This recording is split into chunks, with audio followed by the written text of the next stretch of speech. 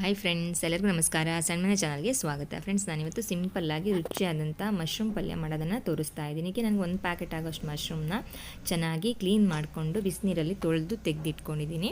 ಹಾಗೆ 4 table spoon ಆಗೋಷ್ಟು ಪಲ್ಯದ powder, 2 ಟೊಮೆಟೊನ ಚಿಕ್ಕದಾಗಿ ಕಟ್ ಮಾಡಿ ಇಟ್ಕೊಂಡಿದ್ದೀನಿ, 2 ಈರುಳ್ಳಿ, ಹಾಗೆ 1 ಕಪ್ ಆಗೋಷ್ಟು ಕಾಯಿ ತುರಿ, ರುಚಿಗೆ ತಕ್ಕಷ್ಟು ಉಪ್ಪು, ಎಣ್ಣೆ, ಹಾಗೆ ಒಗ್ಗರಣೆಗೆ ಬೆಳ್ಳುಳ್ಳಿ, ಸಾಸಿವೆ, ಜೀರಿಗೆ, ಅರಿಶಿನ ಪುಡಿ ಹಾಗೂ ಕಡಲೆಬೇಳೆನ ಇಟ್ಕೊಂಡಿದ್ದೀನಿ, ಕರಿಬೇವಿನ ಸೊಪ್ಪು. ಇದು ಮಾಡೋದು ತುಂಬಾ ಈಸಿ, ಹಾಗೆ ರುಚಿನೂ ಕೂಡ ಅಷ್ಟೇ ಚೆನ್ನಾಗಿರುತ್ತೆ. ಒಂದು ಬಾಣಲೆನ ಬಿಸಿಗಿಟ್ಕೊಂಡು ಅದಕ್ಕೆ ಎಣ್ಣೆನ ಹಾಕ್ತಾಯಿದ್ದೀನಿ. ಎಣ್ಣೆ ಬಿಸಿ ಆದಮೇಲೆ ಜಜ್ಜಿಟ್ಕೊಂಡಿರುವಂಥ ಬೆಳ್ಳುಳ್ಳಿನ ಹಾಕಿ ಅದು ಸ್ವಲ್ಪ ಫ್ರೈ ಆದಮೇಲೆ ಒಗ್ಗರಣೆಗೆ ಇಟ್ಕೊಂಡಿರುವಂಥ ಕಡಲೆಬೇಳೆ, ಸಾಸಿವೆ, ಜೀರಿಗೆ ಇಷ್ಟನ್ನು ಹಾಕ್ಕೊಂಡು ಚೆನ್ನಾಗಿ ಫ್ರೈ ಮಾಡ್ಕೊತಾ ಇದ್ದೀನಿ. ಅದು ಸಾಸಿವೆ ಚಟ್ಪಟ ಆದಮೇಲೆ ಅದಕ್ಕೆ ಕರಿಬೇವಿನ ಸೊಪ್ಪನ್ನು ಆ್ಯಡ್ ಮಾಡ್ಕೊಳ್ತಾ ಇದ್ದೀನಿ. ಈಗ ಒಗ್ಗರಣೆ ರೆಡಿ ಆದಮೇಲೆ ಇದಕ್ಕೆ ಸಣ್ಣದಾಗಿ ಕಟ್ ಮಾಡಿ ಇಟ್ಕೊಂಡಿರುವಂಥ ಈರುಳ್ಳಿ, ಇಲ್ಲಿ ನೀವು 1 ಈರುಳ್ಳಿ ಬೇಕಾದರೂ ತೊಗೋಬೋದು. ನಿಮಗೆ ಪಲ್ಯ ಜಾಸ್ತಿ ಬೇಕಂದರೆ ಟೊಮೆಟೊ ಮತ್ತು ಈರುಳ್ಳಿನ ಜಾಸ್ತಿ ಹಾಕೋಬೋದು. ಇಲ್ಲಿ ಈ ಥರ ಚಿಕ್ಕದಾಗಿ ಕಟ್ ಮಾಡಿ ಇಟ್ಕೊಂಡಿದ್ದೀನಿ. ಚೆನ್ನಾಗಿ ಈರುಳ್ಳಿನ ಫ್ರೈ ಮಾಡ್ಕೊಳ್ತಾ ಇದ್ದೀನಿ. ಈ ಥರ ಮಾಡ್ಕೊಳ್ಳೋದ್ರಿಂದ ಪಲ್ಯ ತುಂಬಾ ಟೇಸ್ಟಾಗಿ ಬರುತ್ತೆ. ಇದಕ್ಕೆ ಸ್ವಲ್ಪ ಅರಿಶಿನ ಪುಡಿನೂ ಆ್ಯಡ್ ಮಾಡ್ಕೊತಾ ಇದ್ದೀನಿ. ಇವಾಗ ಸ್ವಲ್ಪ ಉಪ್ಪನ್ನು ಹಾಕೋತಾ ಇದ್ದೀನಿ. ಇಷ್ಟನ್ನು ಹಾಕ್ಕೊಂಡು ಚೆನ್ನಾಗಿ ಫ್ರೈ ಮಾಡ್ಕೊಳ್ಳಿ. ನೆಕ್ಸ್ಟು ಕಟ್ ಮಾಡಿ ಇಟ್ಕೊಂಡಿರುವಂಥ ಟೊಮೆಟೊನ ಹಾಕ್ಕೊಳ್ತಾ ಇದ್ದೀನಿ.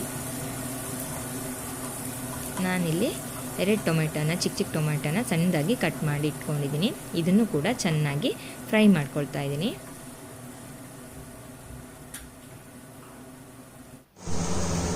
ಟೊಮೆಟೊ ಎಲ್ಲ ಚೆನ್ನಾಗಿ ಫ್ರೈ ಆಗಿದೆ. ಇಲ್ಲಿ ಮಶ್ರೂಮ್ ಹಾಕುವಂಥದ್ದು ವಿಡಿಯೋ ಮಿಸ್ ಆಗಿದೆ.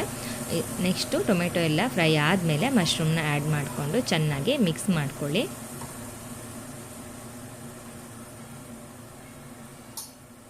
ಈಗ ಮೀಡಿಯಮ್ ಫ್ಲೇಮಲ್ಲಿ ಇಟ್ಕೊಂಡು ಒಂದು ಮುಚ್ಚಳನ ಮುಚ್ಚಿ ಇದನ್ನು ಬೇಯೋದಕ್ಕೆ ಬಿಡಿ. ಈಗ ಒಂದು 10 ನಿಮಿಷದಷ್ಟೊತ್ತು ಇದು ಚೆನ್ನಾಗಿ ಬೆಂದಿದೆ. ಟೊಮೆಟೊ ಹಾಗೂ ಉಪ್ಪೆಲ್ಲ ಹಾಕಿರೋದ್ರಿಂದ ಚೆನ್ನಾಗಿ ನೀರು ಬಿಟ್ಕೊಳ್ಳುತ್ತೆ. ಇಲ್ಲಿ ನೀರೇನು ನಾನು ಆ್ಯಡ್ ಮಾಡಿಲ್ಲ.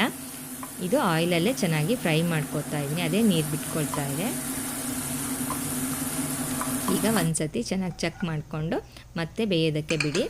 ಈಗ ಒಂದು ಪ್ಯಾನ್ಗೆ ತೆಂಗಿನ ತುರಿನ ಹಾಕ್ಕೊಂಡು ಅದನ್ನು ಫ್ರೈ ಮಾಡ್ಕೊತಾ ಇದ್ದೀನಿ. ಈ ಥರ ಮಾಡೋದ್ರಿಂದ ಪಲ್ಯ ತುಂಬಾ ಟೇಸ್ಟ್ ಆಗುತ್ತೆ. ಸೇಮ್ ನಿಮಗೆ ಚಿಕನ್ ಸುಕ್ಕ ಥರನೇ ಟೇಸ್ಟ್ ಕೊಡುತ್ತೆ. ಇದಕ್ಕೆ ಸ್ವಲ್ಪ ಆಯಿಲನ್ನು ಆ್ಯಡ್ ಮಾಡಿಕೊಂಡು ಮತ್ತೆ ಇದನ್ನು ಫ್ರೈ ಮಾಡ್ಕೊತಾ ಇದ್ದೀನಿ. ತೆಂಗಿನ ತುರಿ ನೋಡಿ ಇಲ್ಲಿ ಕಲರ್ ಚೇಂಜ್ ಆಗೋ ತನಕ ಚೆನ್ನಾಗಿ ಫ್ರೈ ಮಾಡಿ ಇಟ್ಕೊಂಡಿದ್ದೀನಿ. ನೆಕ್ಸ್ಟು ಇಲ್ಲಿ ಮಶ್ರೂಮ್ ಕೂಡ ಚೆನ್ನಾಗಿ ಬೆಂದು ಸೈಡಲ್ಲಿ ನೋಡಿ ಆಯಿಲೆಲ್ಲ ಬಿಟ್ಕೊಂಡಿದೆ, ತುಂಬಾ ಚೆನ್ನಾಗಿ ಬೆಂದಿದೆ. ಇದನ್ನು ಒಂದು ಸತಿ ಮಿಕ್ಸ್ ಮಾಡಿಕೊಂಡು ನೆಕ್ಸ್ಟು ಹುರಿದಿಟ್ಕೊಂಡಿರುವಂತಹ ಕಾಯಿ ತುರಿನ ಇದಕ್ಕೆ ಆ್ಯಡ್ ಮಾಡ್ಕೊತಾ ಇದ್ದೀನಿ.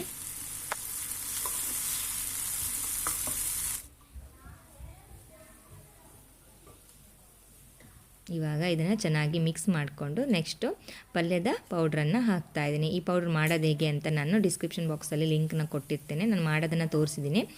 ಅಥವಾ ನೀವು ಬೇರೆ ಯಾವುದೇ ಪೌಡ್ರನ್ನು ಕೂಡ ಯೂಸ್ ಮಾಡ್ಕೋಬೋದು. ಈ ಥರ ಮಾಡೋದ್ರಿಂದ ಟೇಸ್ಟ್ ಅಂತೂ ತುಂಬಾ ಚೆನ್ನಾಗಿರುತ್ತೆ. ಇವಾಗ ಚೆನ್ನಾಗಿ ಮಿಕ್ಸ್ ಮಾಡ್ಕೋಬೇಕು. ನೆಕ್ಸ್ಟ್ ಇದಕ್ಕೆ ಸ್ವಲ್ಪ ಅಂದರೆ 2ರಿಂದ 3 ಟೇಬಲ್ ಸ್ಪೂನ್ ಆಗೋಷ್ಟು ನೀರನ್ನ ಹಾಕೋತಾ ಇದ್ದೀನಿ. ಇದು ಪಲ್ಯದ ಪೌಡ್ರೆಲ್ಲ ಚೆನ್ನಾಗಿ ಮಿಕ್ಸ್ ಆಗಬೇಕು, ಅದಕ್ಕೋಸ್ಕರ ಹಾಕ್ಕೊಂಡು ಚೆನ್ನಾಗಿ ಒಂದು ಸತಿ ಮಿಕ್ಸ್ ಮಾಡ್ಕೋಬೇಕು. ಚೆನ್ನಾಗಿ ಮಿಕ್ಸ್ ಮಾಡ್ಕೊಳ್ಳಿ.